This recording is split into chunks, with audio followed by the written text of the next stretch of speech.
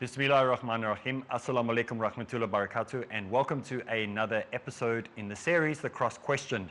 And in this series, we have been looking at what actually took place on that Easter weekend as found in the pages of the Bible. We are limiting ourselves to the text of Christianity in this argument and in this study, because if we use any other text or any external evidence for the crucifixion, whether it took place or not, it will not be accepted by Christians. We cannot use any historical books, we cannot use any scientific books, we cannot use any archaeological books, or even any of the books written within Islam, because they will not accept these for whatever reason. So we have to limit ourselves within and to the pages of the Bible. And specifically, we are gaining most of the information from the New Testament, being the books of Matthew, Mark, Luke, and John. So far, we have got to the point where the prophet Jesus Christ, according to Christianity, he's now been taken captive. He has been taken before the Jewish tribunal. He's been taken before the Romans.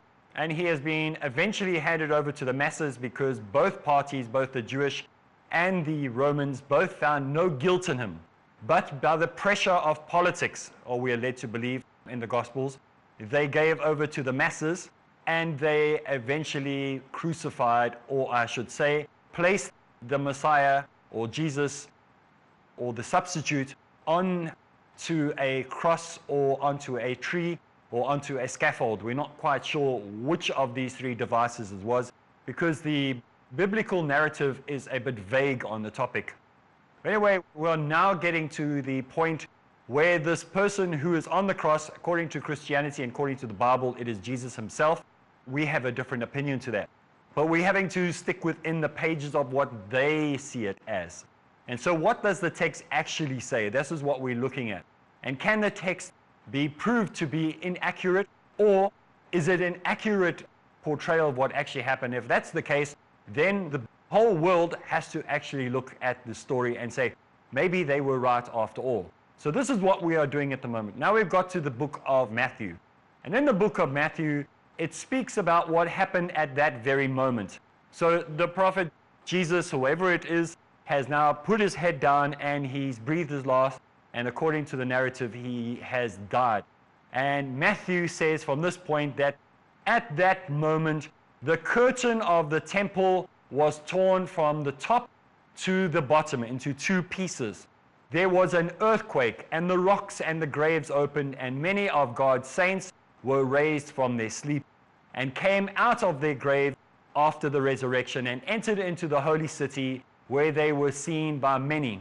And then there were centurions and other men who were keeping watch over Jesus, and when they saw the earthquakes and all that was happening, they were filled with awe, and they said, truly this man is the Son of God. This is Matthew chapter 27 from verse 51 to 54. In this narrative, there are a number of issues that we looked at last week that are problematic. First of all, the alleged case of the centurions and the men who saw all this happen then said, truly this man is the Son of God. They could only have said this if they had have gone forward in time and seen that the very text itself says only after Jesus was resurrected, these people then enter into the city, all these dead people that were walking around. So they couldn't have seen that at that time. So the only thing they could have seen at that time is Jesus dying and the rocks opening and earthquakes. But the dead had not raised yet, because the text itself says in verse 53 that this happened after Jesus had resurrected. The second problem with this is the word Son of God. Son of God has a double meaning, and it normally, well, actually in this text we don't know if it's a capital S and a capital G, so we don't know what he was saying, if it's the Son of God as the Romans used to refer to heroes at the time, or Son of God as being one of the many gods and son of that God, or whether it meant the Son of the all-powerful, almighty Allah. It's doubtful to which one of these it actually was referring to. I'm not going to go into the whole long story about Son of God, because we already did this last week. If you're wanting to find out about it, then you need to go and get a copy of last week's program, or review last week's program, where we went into great deal proving that the word Son of God had nothing to do with Allah when it's making this reference. Now Luke, in his version, gives a brief account of the same, more or less the same thing that happened, but adds the following. He says, "Then Jesus gave out a loud cry and said, 'Father, into your hands I commit my spirit.' And with that he died. And there was a centurion who saw all this, and he gave praise to God. Behold, the centurion said, 'This man was innocent.'" So this centurion in Luke's version doesn't say truly this man was the Son of God, or small g or small s, none of that, no confusion there. He simply says without a doubt this man was innocent, nothing about him being divine. And the verse continues in verse 48 of Luke chapter 23. It says, "The crowd who had assembled for the spectacle that happened then saw what happened and went home beating their breasts." So there's no zombies walking around, there's no earthquakes, there's no tremors, there's none of this type of stuff that you find in the earlier accounts in the other gospel. It's simply the people saw this, oh, it was a very bad day, beat their breasts and went home, hit themselves on the chest, in other words. Now, in fact, seeing all this that had happened, surely if we look at the accounts written by Matthew, Mark, and Luke, some of them have got earthquakes, zombies walking around, and all sorts of other things happening. Surely the whole of Jerusalem, after seeing these signs and wonders and hearing all this that had happened and wondered what is going on, there would have been an uprising. The people would have surrounded the high priest's courtyard and would have wanted his death for doing such a thing to this innocent man, or as some of them have said, the Son of God, or whatever words you would like to put in that the gospel writers could or could not have said regarding who this man was that was on the cross. Surely the whole of those people there would have realized, we do not want to be guilty of this, and would have immediately caused a riot and somehow trying to appease the Almighty by saying we were wrong, and so now we will make sure that the guilt is not on us. Remember that I earlier said we want all the guilt on us and on the generations to come. But not a single thing happened. Not even one person went and rioted. So we find absolutely nothing happened. So this is a very odd thing to have occurred. And again, it tells you that perhaps the entire event didn't happen the way it was written. Now, the text continues to say, when we look at the text and we look at what happened in the different versions, many of the versions talk about how the prophet Isa, or how Jesus, or whoever the person was offered sour wine to drink, or offered vinegar mixed with myrrh, whatever it was, to drink before he dies. And the text says they offered Jesus something to drink, and many versions have different things. Some say it was a sponge with sour wine and so on. So the text that is used is said to have been fulfillment of a prophecy.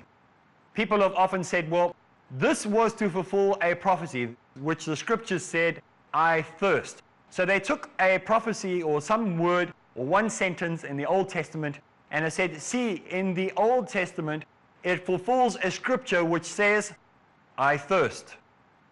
And so that one line is used as evidence that this is a credible instance that took place.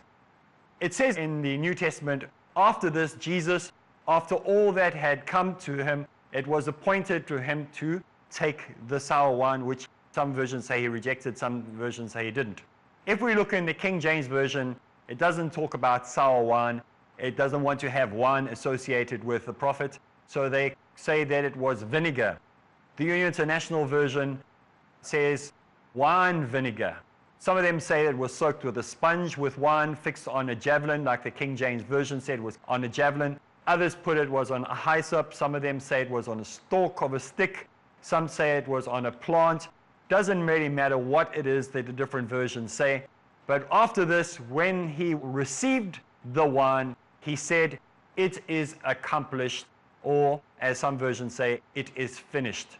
So in this specific instance, or this specific version of the story, it is held to his lips, having received the wine or whatever it was that was given to him, wine mixed with gall, whatever it is. He said, "It is accomplished," or "It is finished," and he bowed his head and gave up his spirit. This is what we find in John chapter 19, verse 28 to 30. But we know from previous versions that he refused to take this wine or whatever it was in the other versions. But John not being there, how do we know that John has not been there? Well, we found so many instances where he's been inaccurate already. First of all, the Prophet Isa or Jesus or whatever it is, during the trial period, he goes to the wrong place at the wrong time. He's got 4 days missing from the entire narrative. He also talks about how Peter was warming himself around a charcoal fire with all the other people that were there in the courtyard. We've already said that, imagine having a barbecue, you can barely warm yourself up in front of a barbecue. It had to be a proper flaming fire. And so there's all these inaccuracies that he has. So even in this we can see, more than probably, he was not in that area. So he has no understanding of what was happening. So he's writing from his own perspective. So he misses out the entire storyline when he writes it in John chapter 19, verse 28 to 30. Well, we have to take a break, and when we get back from the break, we will continue, inshallah.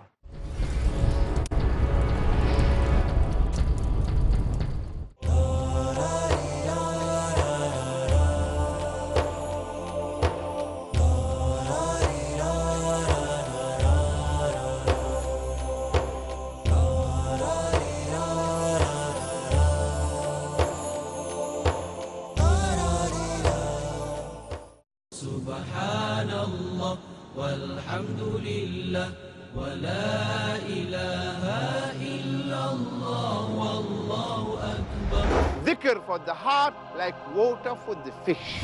Establish Salah at home. The dividing line between Islam and apostasy is the Salah, the prayer. Imbibe Islamic etiquettes and manners. Telling lie, backbiting, slandering, zero tolerance we should have at home. Learn to be the best husband or wife. You love what your beloved one loves, and you hate what your beloved one hates. Create an invigorating Islamic environment. Prophet Muhammad ﷺ is the best husband in the history of humanity. Join Salim Al-Amri in The Muslim House every Saturday at 4:30 p.m. and repeat telecast at 2 a.m. India on Peace TV. Spreading awareness. If you go way back to the time of the Prophet ﷺ, we find that the companions, they differed, but the difference was not in clashing and fighting. Why this issue is so controversial today in Islam. Promoting righteousness. All the four scholars themselves, they said, if you find a hadith that goes against my saying, then you take the hadith. Once the concept is understood, I think many problems will be solved. Emphasizing God's message of peace for humankind. Never take as a close, intimate friend except a mu'min. The one who has the taqwa, or the truthful, Uplifting our faith and good deeds. Patience in the obedience of Allah. Patience in abstaining from that which is haram. The greater the reward is in this life and the hereafter. Grasp the opportunity to enhance your knowledge of Islam in Islamic Viewpoint. Every Wednesday and Saturday at 11:30 p.m. and repeat telecast at 12:30 p.m. India on Peace TV. Most countries of the world ban bullying. They fight it in their schools and universities. A lot of us are being bullied differently every single day. Some come up to us and say, do this, while others say, don't you dare. Some say this is halal, while others say, nope, this is haram. Are you confused? Do you feel lost? Join me in Umdat al-Ahkam, where with the grace of Allah, we will learn the proper knowledge from the Quran and from the Sunnah, which would help stop this kind of bullying. Join Asim Al-Hakim in Umdatul Ahkam, next on Peace TV.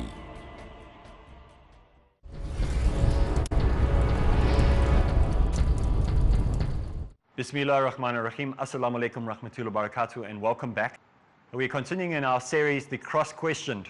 And before the break, we were talking about how we saw in John's version that he does not go into a huge detail in the story, which he normally does in many of his other narrations of what's happening compared to Matthew, Mark, and Luke.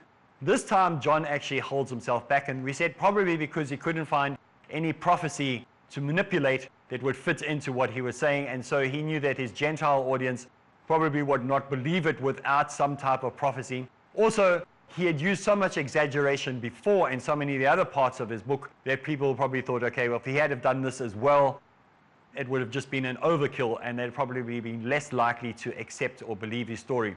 Remember, he had already made himself best friends with the Son of God and the Mother of God, and that was enough for what he needed, and that was enough for his theology.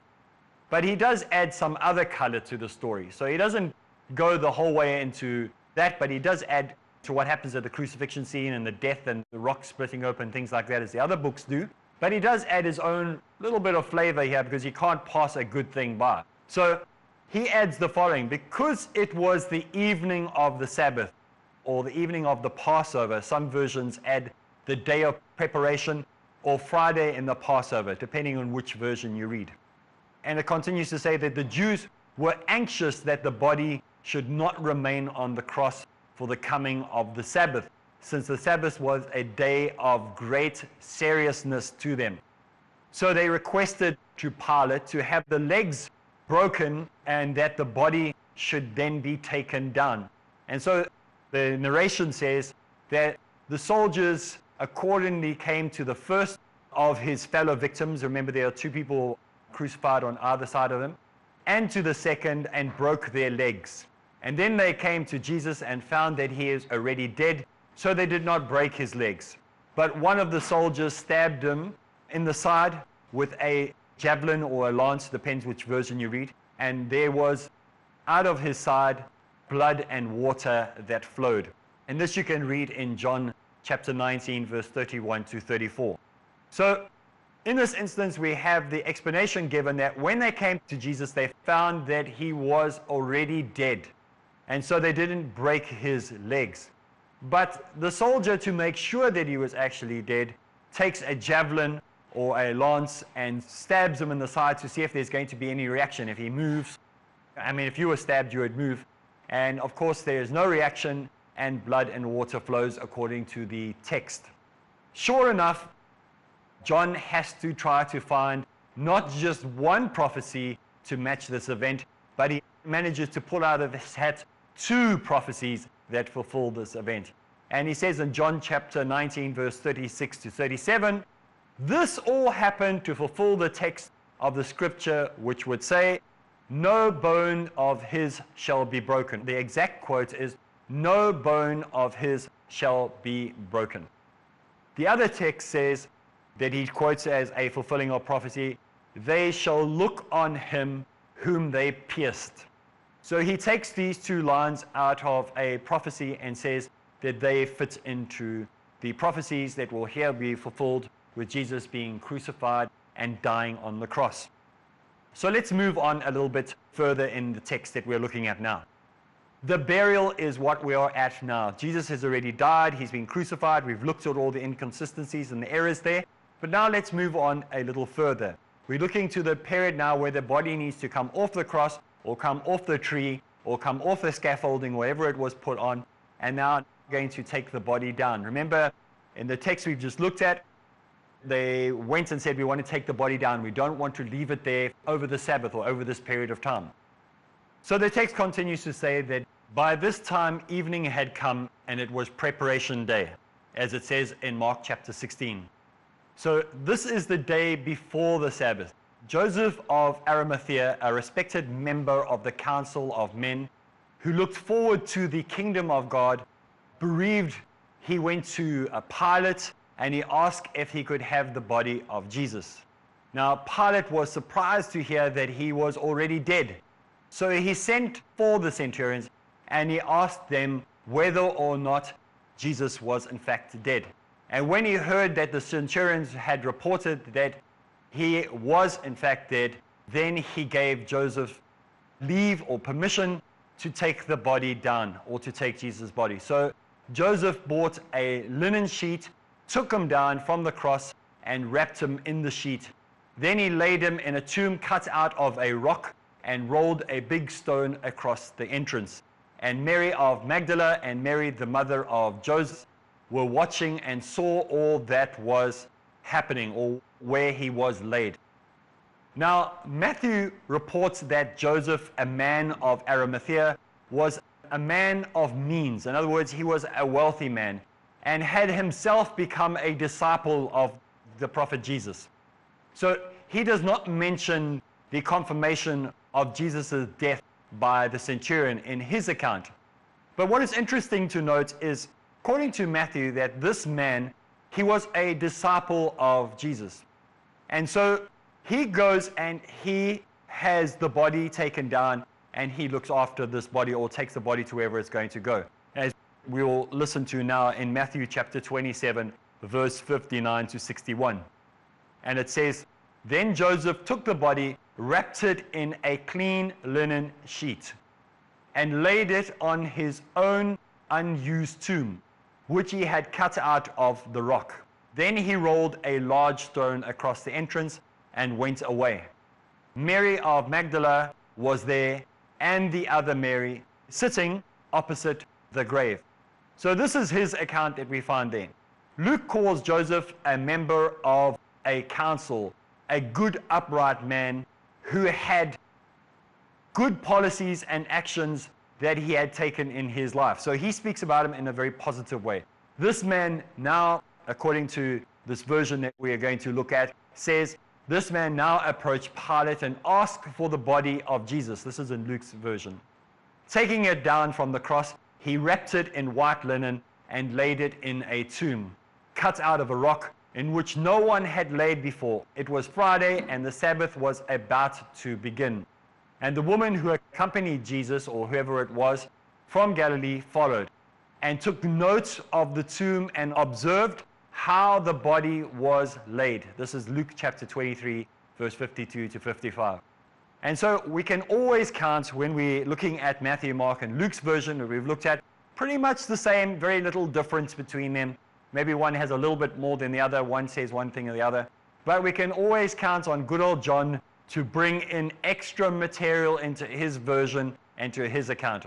And his account says that after that, Pilate was approached by Joseph of Arimathea, a disciple of Jesus, but a secret disciple, because he was afraid of the Jews, who asked to be allowed to remove the body of Jesus. And Pilate gave him the permission, so Joseph came and took the body away. He was joined by Nicodemus, the man who had first visited Jesus by night earlier on in the biblical record, who brought with him a mixture of myrrh and aloes, more than 100 weight, it says in the Bible. Then they took the body of Jesus and wrapped it with the different spices and strips of linen cloth, according to the Jewish burial custom. Now in that place where he was crucified, there was a garden. And in that garden there was a new tomb, not yet used for burial purposes, because the tomb was near at hand, and that was the evening for the Sabbath. So they laid Jesus in that tomb, as found in John chapter 19, verse 38 to 42. So let's leave aside the character of Joseph of Arimathea.